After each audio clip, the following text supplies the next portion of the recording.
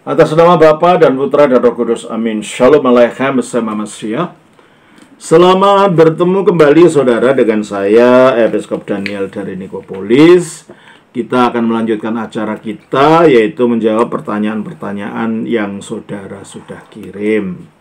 Ini ada pertanyaan dari anonim, seorang ibu rumah tangga yang berumur 43 tahun, yang dikirimkan kepada Ibu Theodora, dan oleh Ibu Theodora dikirimkan kepada saya. Pertanyaannya, Salam Romo Daniel, saya ingin bertanya. Salam Ibu. Baik, saya jawab. Anak sulung saya laki-laki 19 tahun, autis, belum bisa mandiri. Banyak hal masih harus dibantu, misalnya mandi. Sering tantrum, ngamuk karena hal yang tidak jelas. 5 tahun ini sudah minum obat dari psikiater. Pertanyaan, kalau Tuhan menciptakan manusia segambar dan serupa dengannya, mengapa anak saya terlahir autis? Tuhan menciptakan manusia menurut gambar dan menurut rupanya. Itu pada awalnya, Bu. Sebelum ada kecelakaan yang terjadi pada manusia. Apa kecelakaan itu? Pemberontakan. Penyakit apapun, jiwa maupun tubuh, itu terjadi pada manusia setelah ada benih kematian di dalamnya. Tadinya enggak. Karena semua penyakit itu arahnya kalau dibiarkan menuju kepada kematian. Apa saja penyakit itu.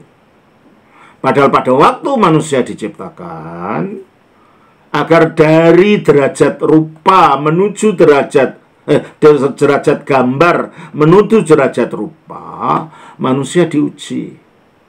Dan ujiannya itu kita baca di dalam Kejadian pasal 2 ayat 16-17. Lalu Tuhan Allah memberi perintah ini kepada manusia. Semua pohon dalam taman ini boleh kau makan buahnya dengan bebas. Tetapi pohon pengetahuan tentang yang baik dan yang jahat itu, janganlah kau makan buahnya. Sebab pada hari engkau memakannya, pastilah engkau mati. Ya, jadi dikatakan pada hari engkau makannya, pastilah engkau mati. Berarti kalau mereka tidak pernah makan, ya tidak pernah mati. Jadi ternyata akhirnya manusia memberontak. Dia makan. Kita baca Kejadian 3:6. Kejadian 3:6. Perempuan itu melihat bahwa buah pohon itu baik untuk dimakan dan sedap kelihatannya. Lagi pula pohon itu menarik hati karena memberi pengertian.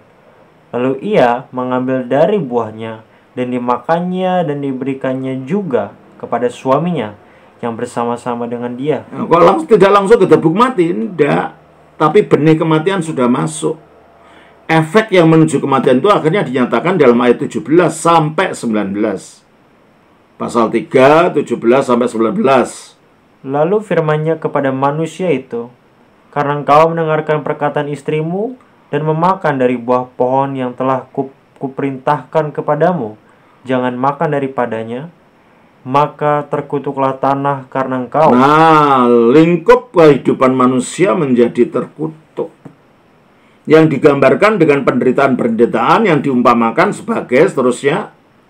Dengan bersusah payah engkau akan mencari rezekimu, mempunyai kesusah payah dalam hidup ini. Terus dari tanah seumur hidupmu. Terus semak duri dan rumput. Nah, sudah sulit cari makanan. Nah, yang didapat semak duri dan rumput duri. Artinya segala macam penderitaan. Terus rumput duri yang akan dihasilkannya bagimu, dan tumbuh-tumbuhan di padang akan menjadi makanan. Tidak bisa kita diam-diam di rumah lalu makanan datang sendiri. Tumbuh-tumbuhan di ladang, artinya makanan itu ada di luar sana, kita harus kerja keluar. Akhirnya, dan tumbuh-tumbuhan di padang akan menjadi makananmu.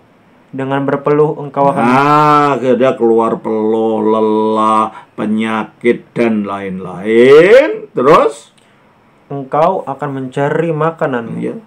Terus sampai engkau kembali lagi menjadi tanah. Nah, itu akhirnya efeknya. Jadi benih kematian itu sudah ada pada manusia sejak kejatuhan manusia itu. Dan benih kematian itu bisa mulai menunjukkan aktivitasnya ketika orang masih dikandung. Sehingga orang bisa terlahir buta sejak lahir dari ibunya, terlahir mengalami autis, terlahir mengalami cacat, dan macam-macam. Itu adalah efek daripada pemberontakan manusia, bukan merupakan tujuan awal ketika Allah menciptakan manusia. Kalau seandainya tidak pernah ada kejatuhan, ya tidak ada orang terlahir buta sejak kandungan, orang terlahir autis dan lain-lain. Autis dan macam-macam terjadi akibat manusia telah jatuh ke dalam dosa, ya Bu. Terus yang kedua, apa yang harus saya lakukan supaya anak saya selamat? Bu, si anak ini tidak mengerti apa-apa, tidak bisa dituntut secara moral. Ibu saja yang jadi tidak akan dihakimi masuk neraka, tidak akan ada itu. Kenapa? Dikatakan di dalam Lukas pasal 12 ayat 47 dan 48. Lukas 12 ayat 47 sampai 48.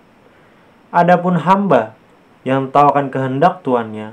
Ya, seperti kita yang normal, tahu kehendak tuannya. Atau kita yang mengetahui iman berdasarkan ajaran kitab suci. Terus? Tetapi yang tidak mengadakan persiapan. Nah, kalau kita tidak akan mengadakan persiapan, maka terjadi apa?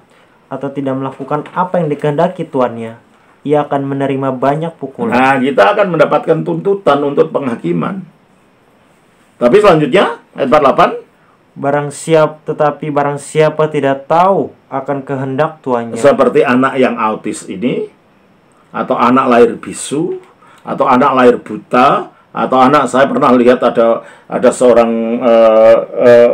seorang yang dilahirkan bisu, buta, tuli, dan gila. Ya tidak mungkin lah dia ditutup apa, dia nggak tahu apa yang dia lakukan. Ya. Nah, dan termasuk dalam hal ini adalah autis ini. Ibu tidak usah khawatir tentang keselamatannya. Tuhan lebih adil daripada kita. Ya tak? Teruskan ayat tadi. Adapun hamba yang tahu akan kehendak tuannya, tetapi yang tidak mengadakan. Ya, 48. Tetapi barang siapa tidak tahu akan kehendak yang tuannya, tidak tahu, seperti yang orang-orang yang saya katakan tadi, dan melakukan apa yang harus mendatangkan pukulan, ia akan menerima sedikit pukulan. Seandainya dihukum pun sedikit sekali, tapi bagaimana dia dihukum? Karena dia tidak tahu apa yang dilakukan kok. Ya, maka dikatakan apa yang harus saya lakukan supaya anak saya selamat? Ya tetap berdoa saja. Dia sudah dalam lingkup keselamatan, dalam kasih karunia Allah secara umum terhadap orang yang demikian ini. Dia bisa berdoa, bernyanyi, membaca Alkitab, walau dengan keterbatasan IQ-nya yang sangat rendah. Itu yang termasuk dalam yang tidak tahu kehendak Tuhannya tadi, karena tidak mampu berpikir secara normal. Terus bagaimana masa depan anak ini ya Romo, kalau kelak saya dan suami sudah tua dan tidak bisa merawatnya lagi? Ibu tidak usah khawatir. Sekarang ini banyak sekali panti-panti asuhan orang jompo, panti-panti asuhan orang cacat dan lain-lain. Itu ada panti asuhan di Bandung, umpamanya panti asuhan orang cacat ya. Ini ada. Sekarang kita sampai di panti asuhan. Panti asuhan saya ini di Manado. Panti asuhan Sayap Kasih Woloan ada. Nanti ada lagi yang di Bandung. Ibu mulai cari-cari di Google atau di YouTube panti asuhan anak cacat. Ada banyak tempat. Nah, ibu bisa mulai hubungi mereka, lalu tanya-tanya, sehingga tanyakan nanti kemungkinan nanti seandainya ibu sudah tua, anak itu bisa dititipkan ke tempat asuhan anak cacat seperti ini. Begitu ya Bu ya. Jadi Bu tidak usah khawatir. Sekarang sudah ada pelayanan-pelayanan yang seperti itu Bu. Terus bagaimana masa depan anak ini ya Romo, kalau kelak saya dan suami sudah tua dan tidak bisa merawatnya lagi? Ya serahkan kepada pemerintah melalui panti asuhan semacam ini. Ibu tidak usah khawatir ya. Ya, saya kira ibu tidak usah khawatir untuk masa depan. Sekarang doakan anak itu semampu ibu yang ada sekarang. Ya. Kiranya Tuhan menolong ibu dan memberikan kekuatan dan ketabahan dan tetap mengasihi anak ini. Tuhan memberkati. Amin. Atas nama Bapa, Putra, Roh Kudus. Amin.